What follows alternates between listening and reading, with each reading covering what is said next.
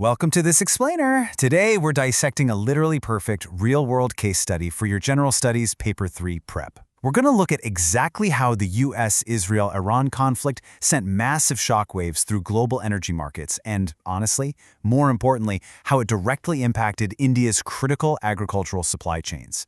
So, if you want to understand how geopolitics, macroeconomics, and agriculture all crash into each other, you're definitely in the right place. Here's our roadmap for today. First, the global supply shock. Second, shielding urea through government action. Third, the hidden vulnerability of DAP. Fourth, El Niño's unexpected cushion. And finally, a GS3 critical analysis synthesis. All right, Section 1, the global supply shock. Take a look at this. The US-Israel versus Iran war effectively forced the closure of the Strait of Hormuz, starting right around February 28th. And, this wasn't just some regional skirmish. It triggered what is arguably the greatest global energy supply shock in history, literally eclipsing even the massive oil crises of 73 and 79. When shipping through this specific maritime choke point stops, the world's energy arteries are essentially severed. So, why on earth does a maritime bottleneck in the Middle East matter to an Indian farmer? Well, the answer lies in this number, 53 to 54%. Before the war broke out, a massive 53 to 54% of India's liquefied natural gas imports came straight from Qatar and the UAE, moving right through that exact choke point. And LNG? That's the primary feedstock required to manufacture urea domestically. When those long-term supply contracts couldn't be honored, thanks to shipping blockades and missile strikes on Iranian infrastructure, India's domestic urea output immediately took a hit. It plummeted to just 17.5 lakh tons by March 2026. Section 2. Shielding urea through government action. But the state didn't just sit back. They took incredibly proactive action, pushing major players like Gale India and Indian Oil to completely shift their strategy. Instead of relying on those blocked long-term contracts, they pivoted directly to spot markets, even at much higher prices. Just look at this rapid timeline. They floated initial tenders on April 4th, executed a mega-tender purchase by April 28th, secured a whopping 42 lakh tons total by May 27th, and were already issuing a third massive tender by July 29th. The sheer speed of this state intervention is, quite frankly, a textbook example of crisis management. And this brilliantly illustrates large-scale supply chain diversification.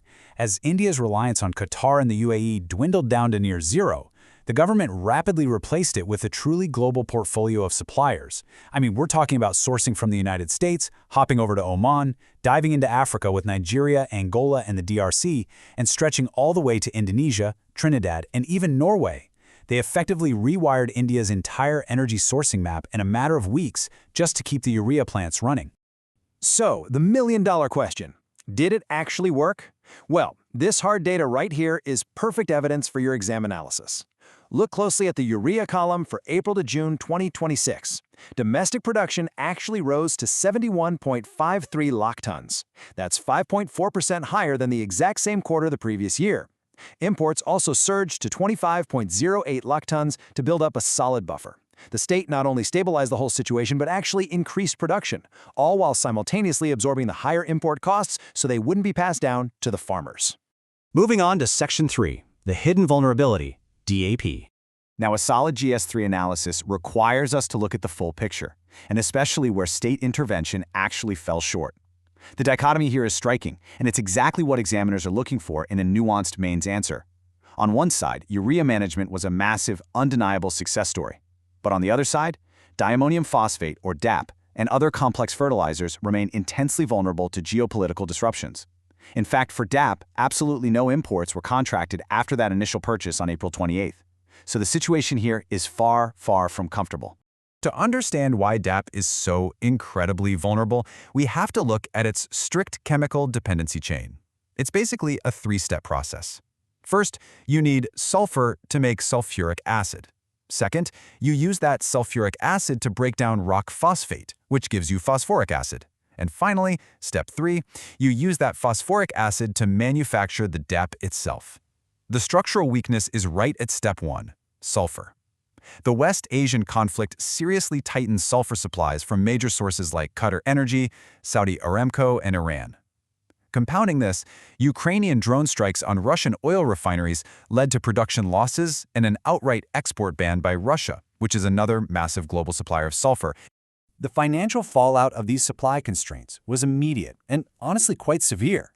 Notice the massive spike in phosphoric acid import prices here. We went from $1,055 per ton in early 2025 to $1,290 in early 2026, all the way up to a staggering $1,700 per ton by the July-September 2026 quarter.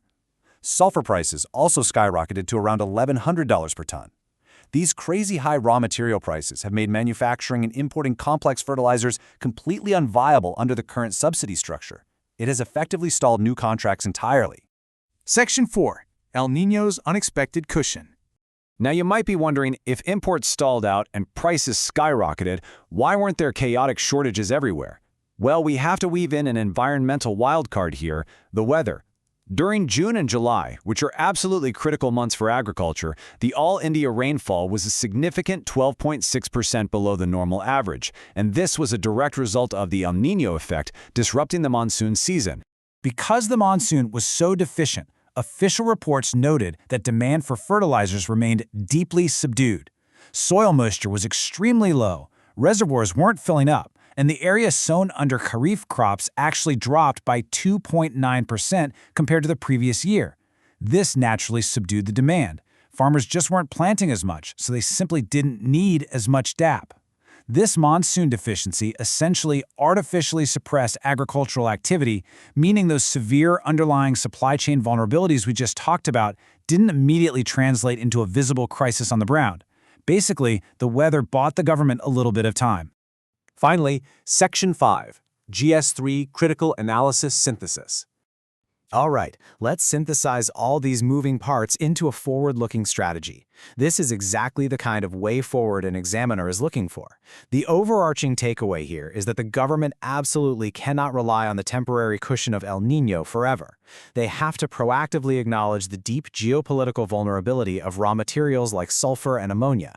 The immediate policy imperatives are pretty clear. First, they need to focus heavily on rapidly augmenting domestic sulfur supplies. Second, they have to provide additional subsidy provisions specifically for DAP and complex fertilizers, similar to what they did for urea, just to make imports economically viable again for manufacturers. And they need to prepare right now for the upcoming winter-spring or Rabi cropping season, when demand is definitely going to surge again.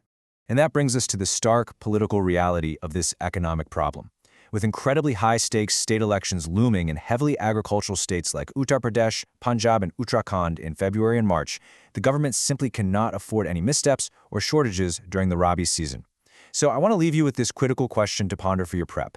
Can policymakers actually move fast enough to fix this hidden vulnerability in the complex fertilizer supply chain before the massive winter demand hits? Understanding these interconnected layers is absolutely the key to mastering GS3. Thanks for joining me on this explainer, and keep synthesizing those concepts.